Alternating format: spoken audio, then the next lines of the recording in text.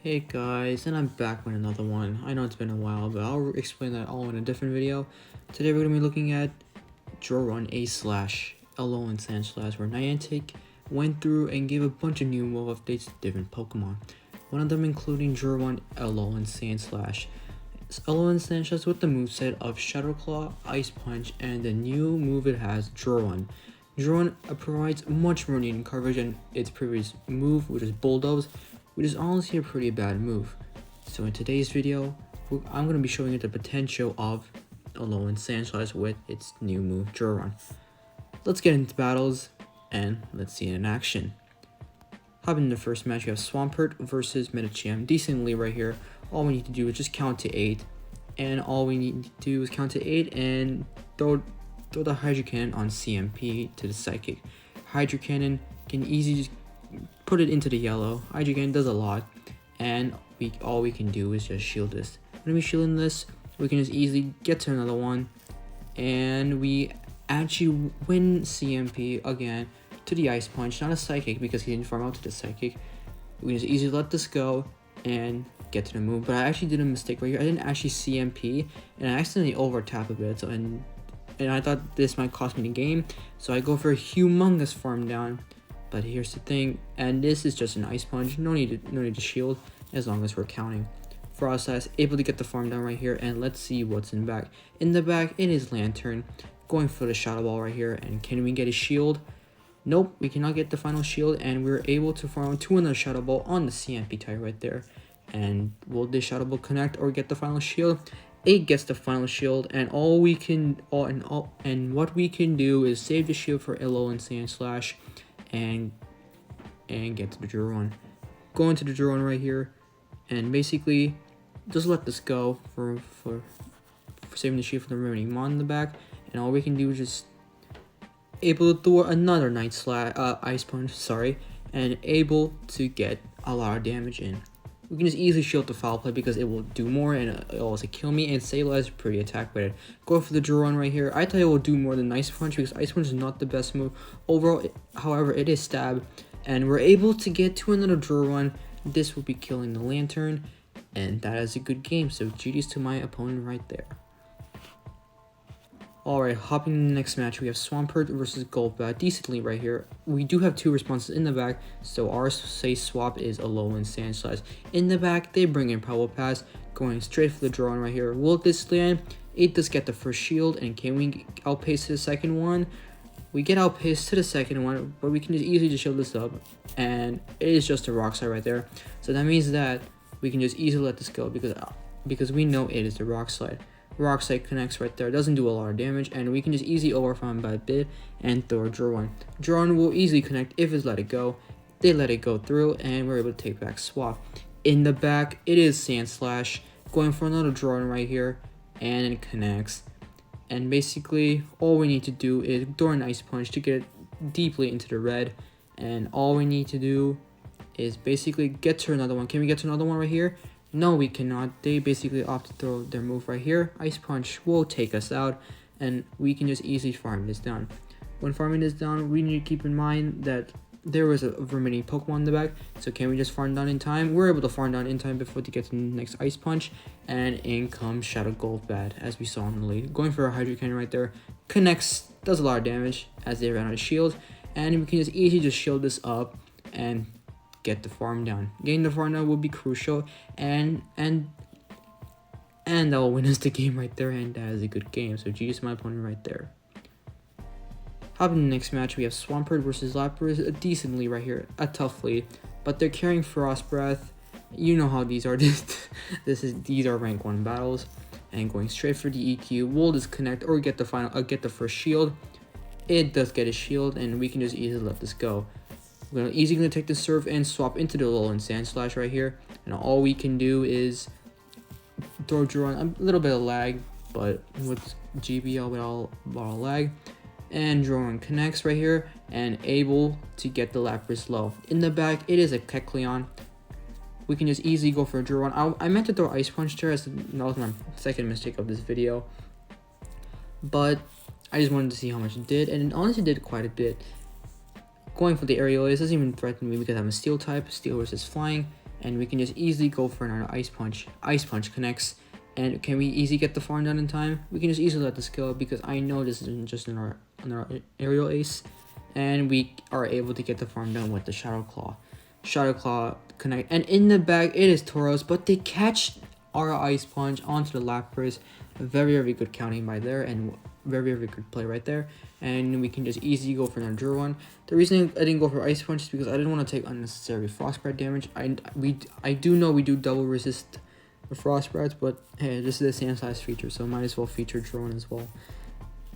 Ice Punch connects and able to bring in the Froslass. I try to do a fancy catch right there, but it ends up not working.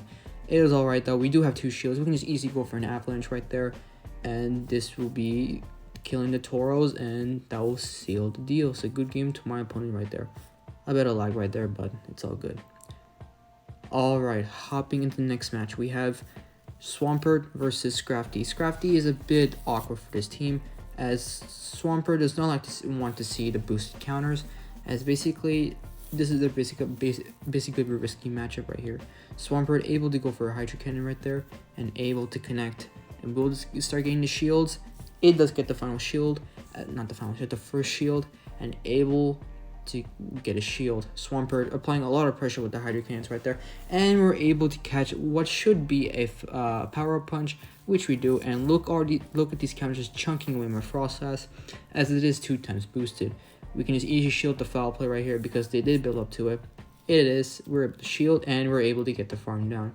Crafty goes down. Let's see what's in the back. It is a G-Fisk. We do have an energy lead right there, and all we can do is we can just go for double avalanches right here and try to throw on a CMP tie, but they didn't decide to throw on 5, which is the rock slide. Able to land the second avalanche right there, and we can just easily let this go.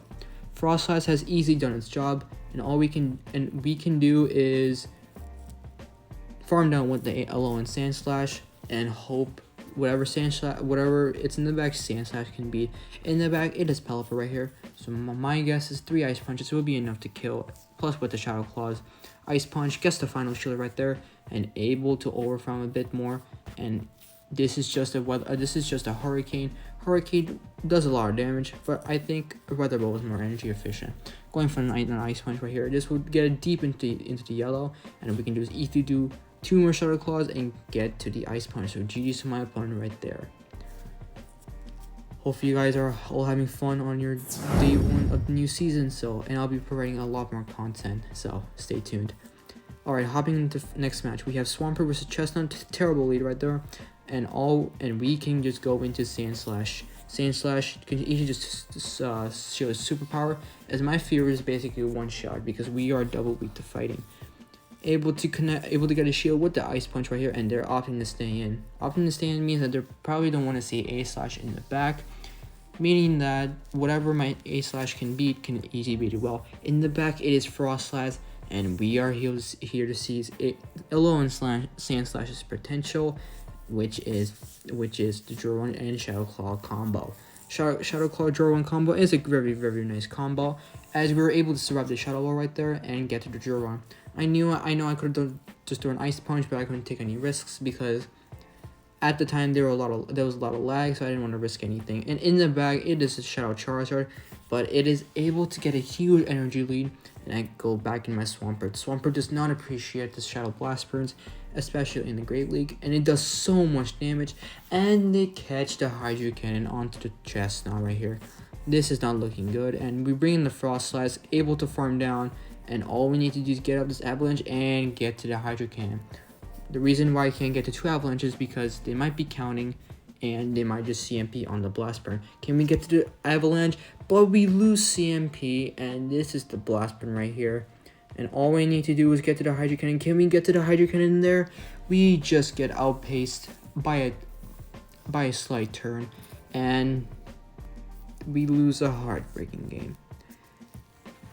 Bad lead in the next match, we have Swampert Alolan Executor, able to save swapping into the Alolan Sandslash, and in comes Ember Macargo. Macargo with the rock and fire typing does not appreciate the draw ones, and able to get to another draw right here. Come on, will this connect? Will this one shot?